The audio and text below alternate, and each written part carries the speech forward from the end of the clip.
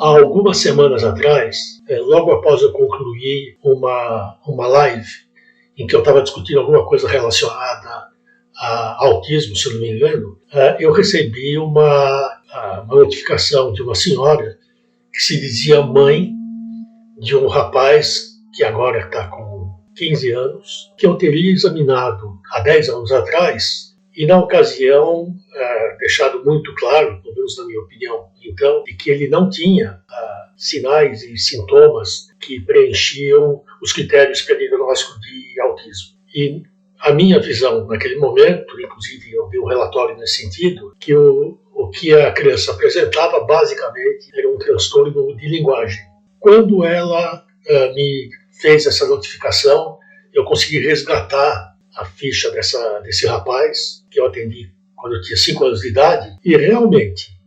vendo com muito cuidado as informações que me haviam sido prestadas e aquilo que eu havia anotado quanto ao exame que havia sido feito naquela ocasião, eu voltaria a dizer, baseado naquelas informações, que eu não via sinais que permitissem o diagnóstico de TEA. O que foi positivo, na minha opinião, de ter sido informado de um possível erro meu, isso que me fez refletir sobre isso, é que se toda vez que o médico errasse um diagnóstico, e depois eu vou discutir por que ele poderia eventualmente fazer isso, se toda vez alguém tivesse o cuidado de notificá-lo, no sentido de informar que ele havia errado um diagnóstico, ou uma conduta, ou alguma recomendação, sem ser necessariamente extremamente crítico, isso seria altamente vantajoso para o médico. Se todos os erros que eu cometi durante os meus 50 e poucos anos de atendimento, e não foram poucos os erros seguramente, se todos eles tivessem sido trazidos ao meu conhecimento, provavelmente faria um médico melhor. Se eu não sei que errei, é possível que eu continue repetindo o mesmo erro por muito tempo. E essa reflexão a respeito do erro médico me fez perguntar, afinal de contas, por que médicos erram diagnósticos, condutas, etc. Existem 2 aspectos que eu gostaria de citar logo no início dessa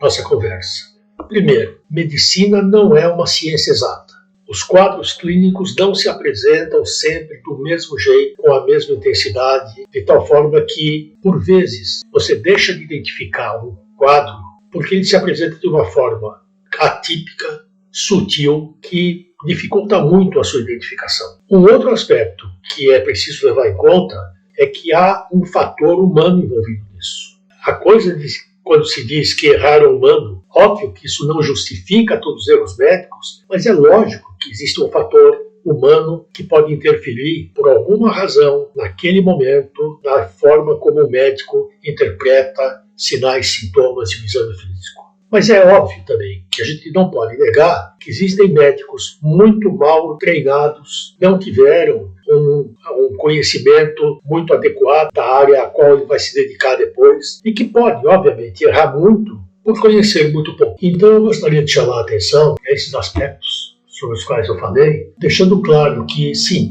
médicos erram, sim, deveriam ser informados sempre que possível dos enganos e equívocos que eventualmente tenham